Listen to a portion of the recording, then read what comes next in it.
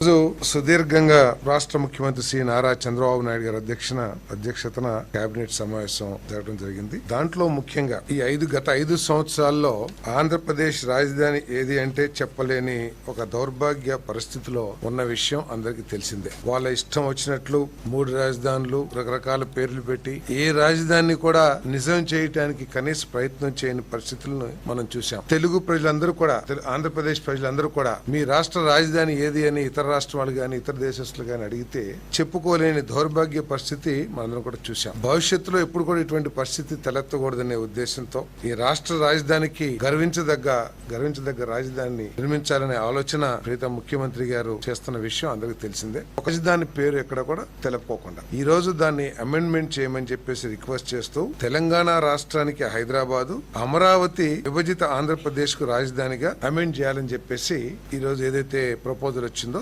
దాన్ని మంత్రిమండలి ఆమోదించడం జరిగింది. ఏ విధంగా